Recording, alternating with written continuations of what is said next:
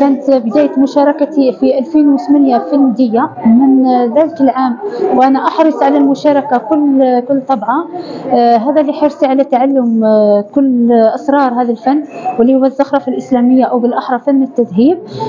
يعني في المهرجانات كاين ورشات، كاين احتكاك بالفنانين الكبار، لهذا أحرص دائما على المشاركة.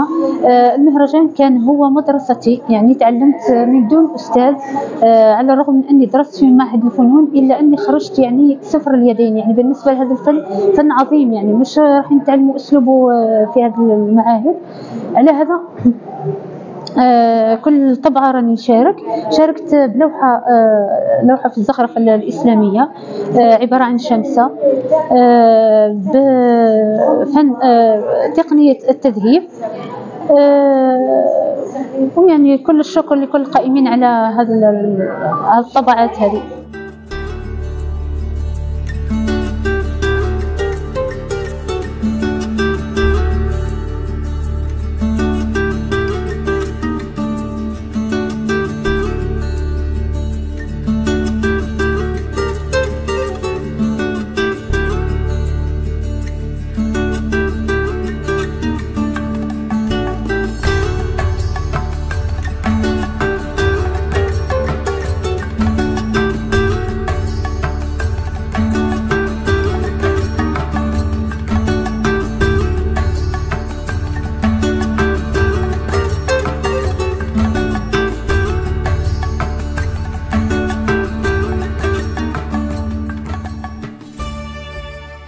Assalamualaikum warahmatullahi wabarakatuh. Ismi Zainul Mujib, musyarakah min Indonesia.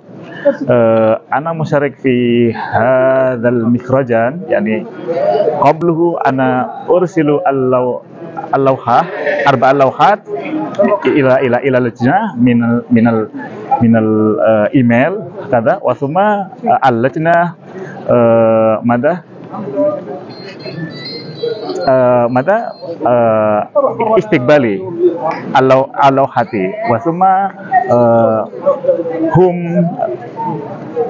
ترسلوا لي الانفيتيشن الندوة المشاركة وثم ذهبنا هنا على أربع لوحات ولكن في هذه المهرجان موجود لوحتين. واحد لوحة يعني الزخرفة الإسلامية وواحد زخرفة الإندونيسي. الهدف المهرجان هو مهم جدا لأن من هذه المهرجان نستطيع تعلم كثيرا من فنانين الأخرى، يعني هو نعم هو مهم جدا لدراستي. تشرفت بوجودي في المهرجان لثالث مرة، والحمد لله.